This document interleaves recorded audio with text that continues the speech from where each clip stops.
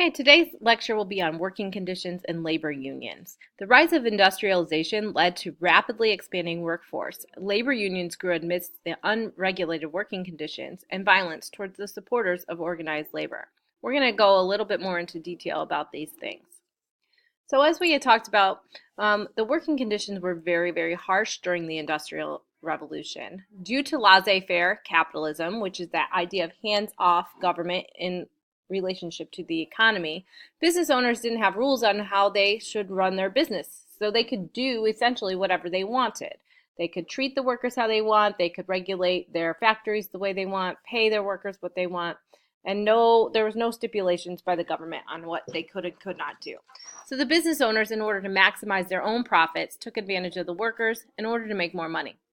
The working conditions included very, very long hours, and this applied to everyone, women and children alike. There were about 10 to 14 hours a day, sometimes 16-hour days, 6 days a week, Sundays being essentially their only day off. The wages were $3 to $12 weekly, which were women, children, and immigrants were paid less than this.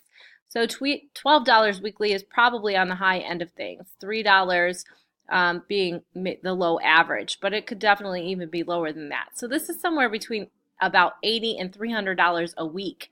And you have to remember, usually it was for people who were trying to live off this with families. So they would have to pay their rent, they would have to buy clothing, food, supplies, all that thing off of this $300 a week.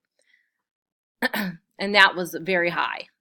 The conditions were dangerous. There was no protective gear, no safety regulations. There was no safety switches on the machines.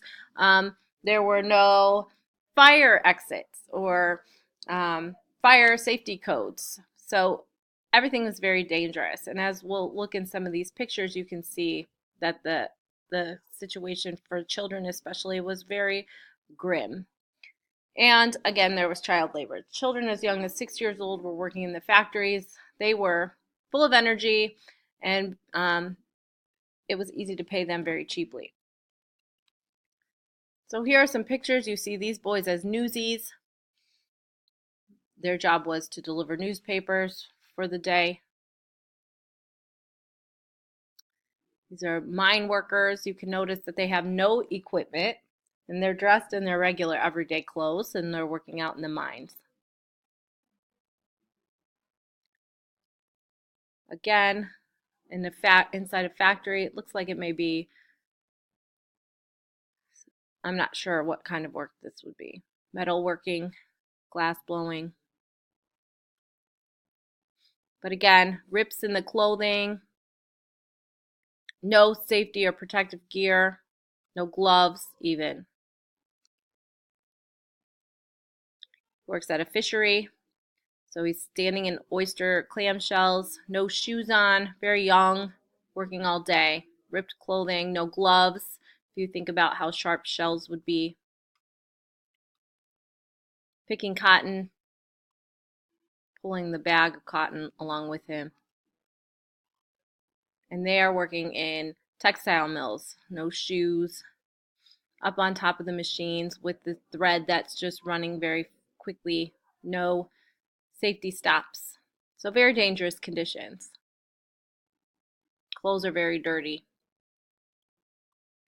So because of this and the response, the people, it's not like they were happy with the conditions that they were working in, but it was very hard as an individual to fight for your rights without being fired or replaced. And so labor unions started forming. So labor unions were groups of workers that organized to fight for their rights in the workplace. And they were fighting for things like shorter hours. They wanted a 40-hour standard work week, either 4 10-hour days, 5 8-hour days. But they wanted shorter hours, and they wanted to have better pay, such as a minimum wage, that everyone must at least make, something that they could live on and live somewhat comfortably. An end to child labor and safer working conditions. So regardless of the labor union, they were all pretty much fighting for the same thing, with shorter hours and better pay being at the top of the list. The labor unions used different strategies such as collective bargaining or negotiating a contract and striking to achieve their goals, where they would stop work and picket to draw attention. The strikes were often met with violence, by the either the police that came in or the militia that was sent in oftentimes, or private detective agencies such as the Pinkertons that were hired to break the strikes, or a combination of all. And then the government often sided with the businesses. When the government had to get involved, usually there was no consequence for the businesses, and the labor union leaders were blacklisted, so they were put on a list where they wouldn't be hired anymore, or arrested and imprisoned, even killed in some instances. So this was just a little graphic of the major labor unions of the time.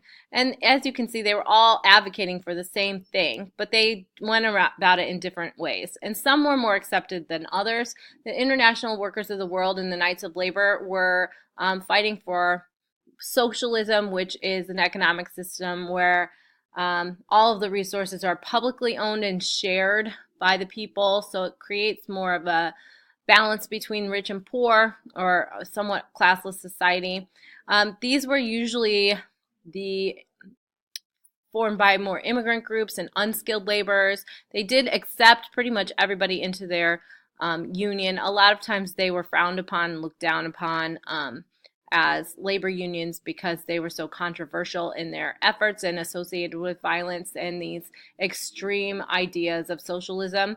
The American Federation of Labor, which is still in existence today, was primarily made up of skilled workers, primarily men, but all three labor unions were advocating for the same thing: shorter hours, better pay, and then safer conditions and an end to child labor were the major goals. But the top two were shorter hours and better pay.